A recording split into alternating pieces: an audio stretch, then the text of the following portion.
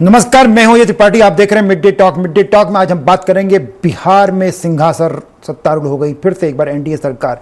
नीतीश कुमार फिर से मुख्यमंत्री बन गए 10वीं बार, एक बड़ा रिकॉर्ड 10वीं बार बिहार में फिर नीतीश सरकार। इसी मुद्दे पर चर्चा करेंगे। आज बड़े भव्य समारोह के साथ पटना में हुआ, गांधी मैदान में जो हुआ, पर उसमें मुख्यमंत्री तो शामिल हुए लेकिन प्रधानमंत्री अमित और नरेंद्र मोदी जी और अमित शाह जी, तमाम राज्यों के chief minister, deputy chief minister, सब बड़े बड़े नेता वहाँ पर शामिल हुए। लग रहा था कि बराबर का कोटा होगा, लेकिन आज जिस तरह से हुआ तो जनता दल यू और बीजेपी, बड़ा भाई बीजेपी साबित हुई इसमें, और बीजेपी को बड़े भाई की भूमिका मिली, क्योंकि बीजेपी के जो मंत्री थे वो 14 हैं, जबकि जनता दल यू के सिर्फ 8 मंत्री हैं। दोनों डिप्टी सीएम भी बीजेपी के खाते में गए हैं। सम्राट चौधरी और विजय कुमार जी को फिर से डिप्टी सीएम बनाया गया है। चिराग पासवान की पार्टी को 2 सीटें मिली हैं। कुशवाहा और जीतन राम मांझी की पार्टी को 1-1 सीटें फिर मिली हैं। अभी पद खाली रहेंगे और स्वाभाविक रूप से जब पद खाली हैं तो संभावनाएं बनी रहेंगी। विशाल बहुमत है, बहुत बड़ा बहुमत है, और तमाम संभावनाएं हैं, तमाम उम्मीदें हैं, तमाम समीकरण हैं, इसलिए बहुत सारी सीटों को खाली रखा गया है। लेकिन बिहार में एक नए युग की शुरुआत इसे माना जा सकता है, क्योंकि पहली बार ये टूट कर नहीं आए हैं, सीधे सरकार बन रही है। इसकी पिछले चुनाव में जबकि कुछ दिन आरजेडी के साथ सरकार चलाई, फिर बीजेपी के साथ सरकार चलाई, उस चक्कर में नीतीश कुमार जी के ऊपर तमाम आरोप रखते हैं। लेकिन ये मौका इस बार है कि जब वास्तव में एनडीए चुनाव लड़ा, एनडीए चुनाव जीता और एनडीए की सरकार बन गई। नीतीश कुमार 10वीं बार बिहार के मुख्यमंत्री हैं। इसी सारे मुद्दे पर चर्चा करेंगे। उस चर्चा पर जाने के पहले देखते हैं एक छोटी सी रिपोर्ट। स्वाभाविक रूप से बिहार का जो एजेंडा था, बिहार का जो स्टाइल था, उसमें हम बात करेंगे। देखिए, शपथ समारोह का ये आप देख रहे हैं, शपथ समारोह जिस तरह हुआ वहाँ पर मंच पर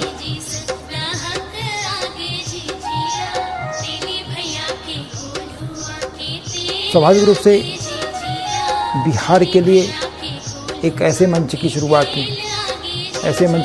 हुई है जिसमें आप देख सकते हैं कि अद्भुत छटा बिखेरते हुए नृत्य देखा। और इसको देखने के लिए, स्वाभाविक रूप से इसको देखने के लिए प्रधानमंत्री की मौजूदगी वहाँ पर होना, अमित शाह जी की मौजूदगी होना, बिहार में एक नए अध्याय की शुरू हो गई है। हम इस मुद्दे पर चर्चा करने के लिए मेरे साथ 2 खास मेहमान होंगे। अमरकांत जी हैं, वरिष्ठ पत्रकार हैं जो पटना से हमारे साथ जुड़ेंगे। राघवेंद्र ओझा जो मेरे साथी हैं और राजनीतिक विश्लेषक हैं। सबसे पहले मैं अमरकांत जी के पास ही आऊँगा। अमरकांत जी, लग रहा था कि जनता दल यू और बीजेपी दोनों को बराबर कैबिनेट में जगह मिलेगी, लेकिन 14 और 8 का रेशियो, इसके पीछे क्या थ्योरी मानी जा सकती है? और अजय सर, जो बिहार में इस बार चुनाव परिणाम आए जी, इस परिणाम ने ये साबित किया है कि अगर क्षेत्रीय छत्रप जिनको हम बोलते हैं उनमें ताकत है तो बड़ी बड़ी पार्टियों को भी कंट्रोल कर सकते हैं। बिल्कुल सही। और नीतीश कुमार और उनके नेतृत्व वाली जदयू जो है उसने ये बकायदे ये साबित कर दिया है कि तो जी हाँ, आ रही आवाज आपकी।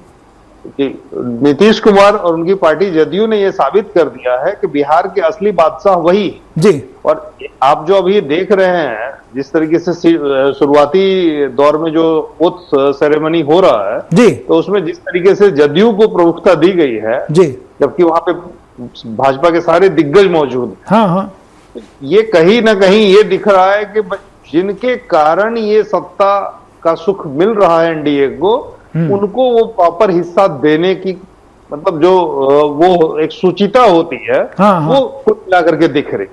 जी, पर ये भी बड़ी महत्वपूर्ण बात है अमरकांत जी, अगर अपन थोड़ा सा हट के बात करें कि राजनीति में सुचिता और एनडीए की सुचिता, वो भी बीजेपी उसका पालन करे, बड़ा चौंकाने वाला नहीं लगता है कई बार? देखिए, कई बार पर जो बात आपने कही कि क्षेत्रीय छत्रपों के भरोसे है सब कुछ, इसलिए सुचिता का पालन किया गया शायद। जी, चूंकि सत्ता जो है वो उनके रास्ते होके आई, इसमें बीजेपी को ये इस बार बहुत क्लियर कट है। ऐसा मतलब किसी स्टेट में बीजेपी को नहीं फायदा मिला था जी, एनडीए को फायदा नहीं मिला था जो बिहार में मिला। जी। तो चूंकि सत्ता नीतीश के हाथ में थी, नीतीश मुख्यमंत्री रहते हुए भी जिस सादगी के साथ सारी चीजों को करते रहे, उनका जो इमेज बना हुआ था ओवरऑल, नीतीश कुमार का जो आप सुन पा रहे हैं मेरी जी आवाज? बिल्कुल बिल्कुल बिल्कुल, आ जा रही है, आपकी आवाज आ रही है।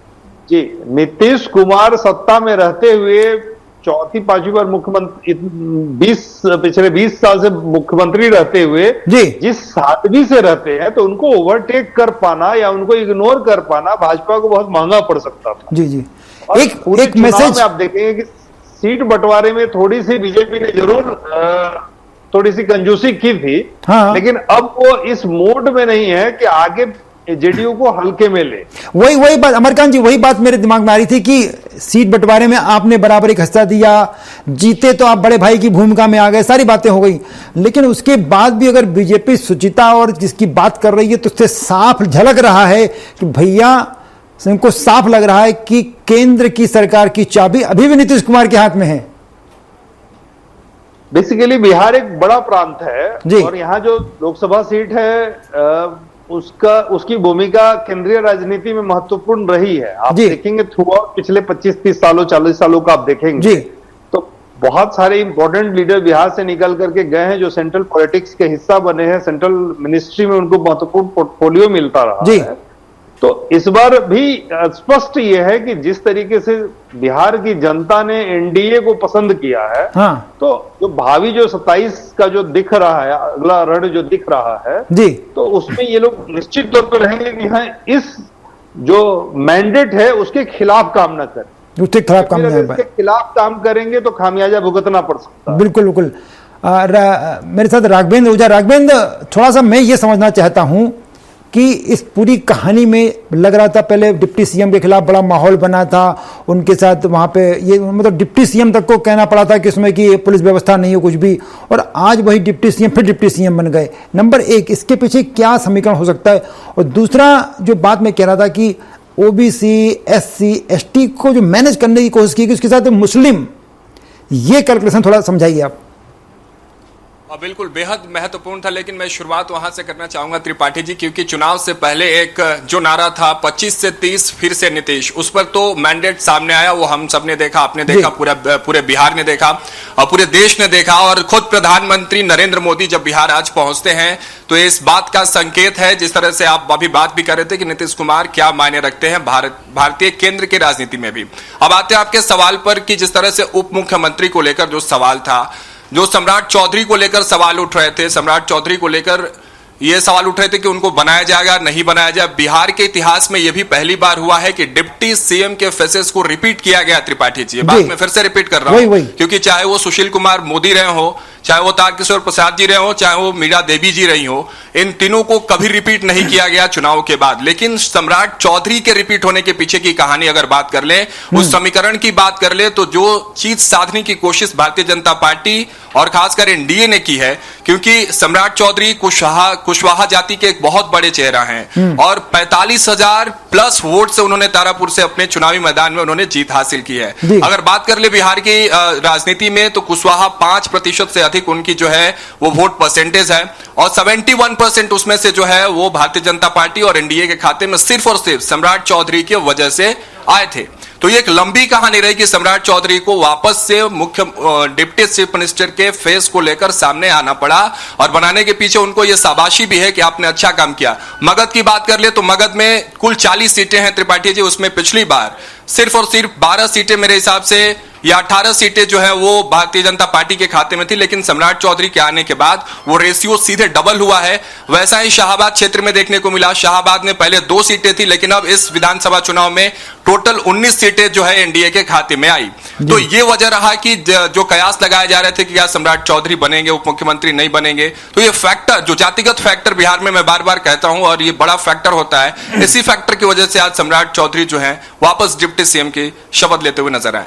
दूसरा एक मुस्लिम कैंडिडेट को भी लिया गया है, बीजेपी कैसे सहमत हो पाई? क्या ये सीमांचल में जो बढ़त मिली है उसका परिणाम है?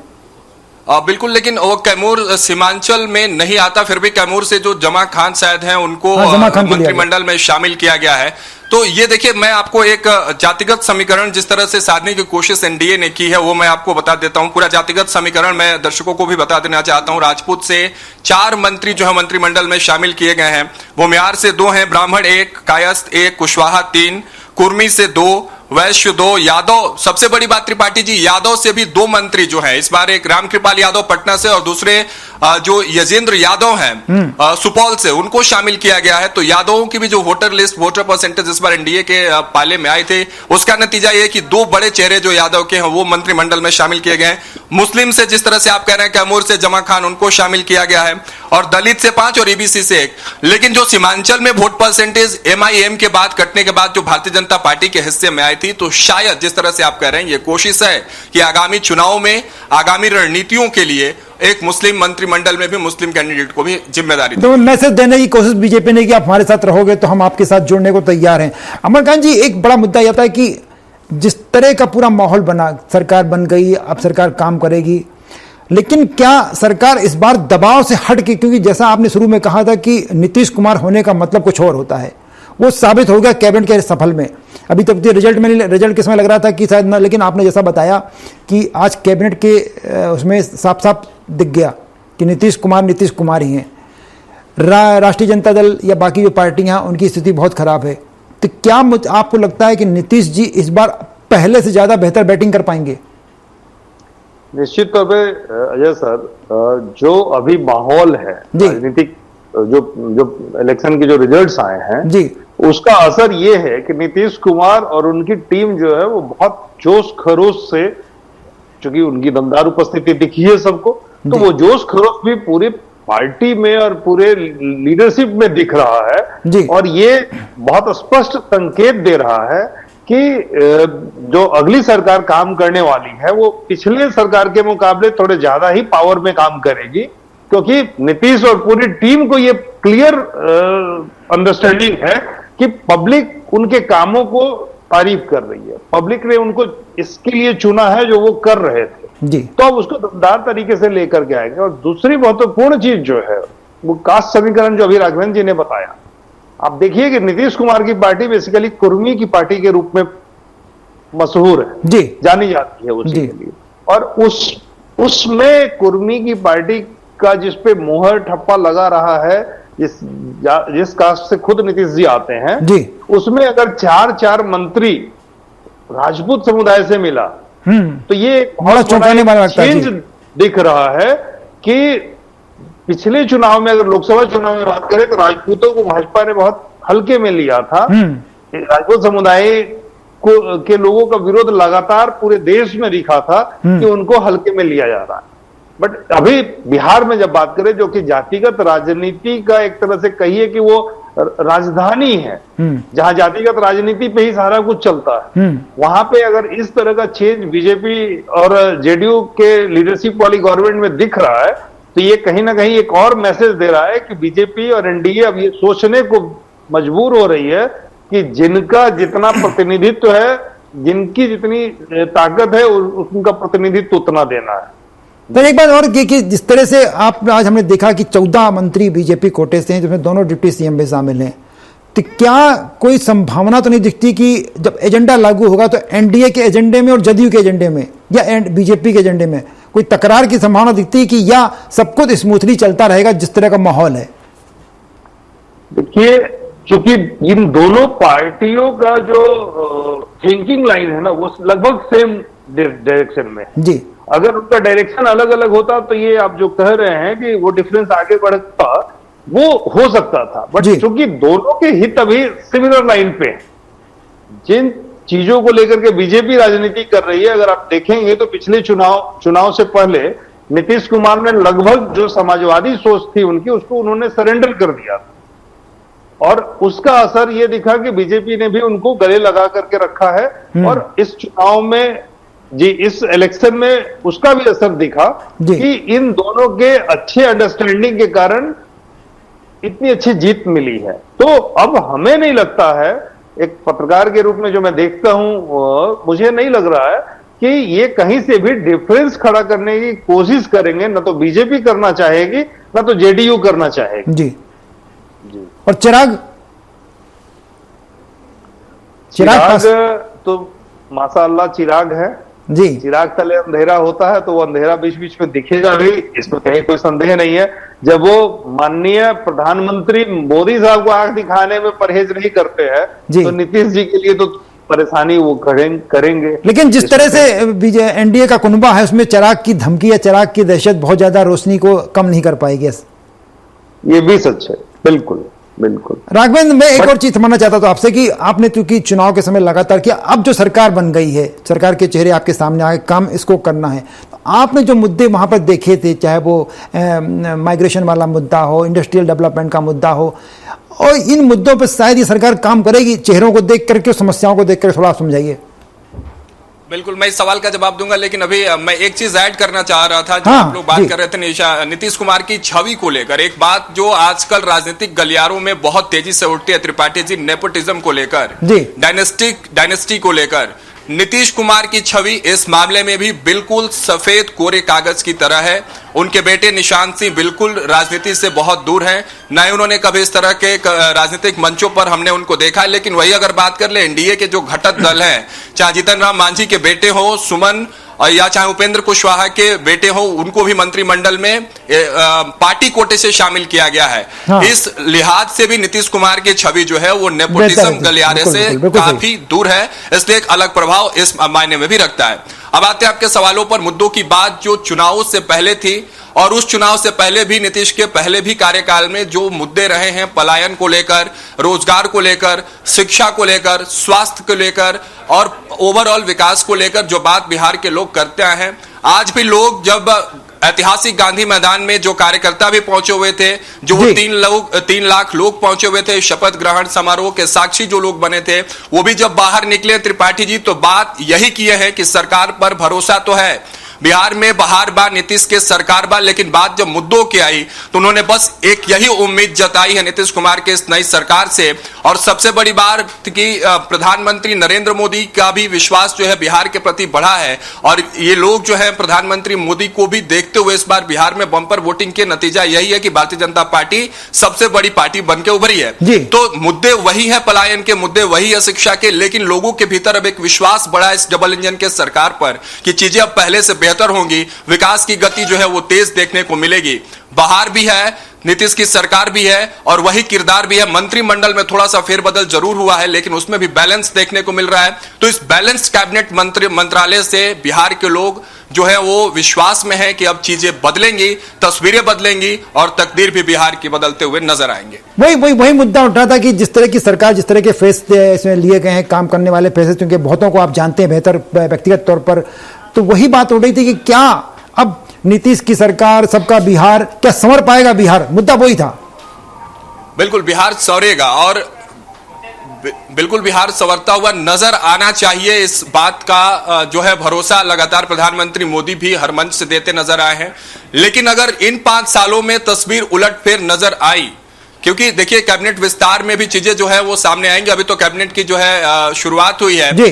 ये बात, जितने भी कैबिनेट में मंत्री इस बार जा रहे हैं, ये जरूरी नहीं कि आगे वो इसको कंटिन्यू कर पाएंगे। काम के अकॉर्डिंग कैबिनेट के विस्तार में चीजें देखने को मिलेगी, लेकिन अपने अपने मंत्रालयों को लेकर अगर बिहार के मंत्री जो हैं वो एक्टिव नजर आ जाए, वो पॉजिटिव वे में काम करे, तो यकीनन त्रिपाठी जी बिहार की तस्वीर बदलेगी और पहले से तस्वीर बदली है।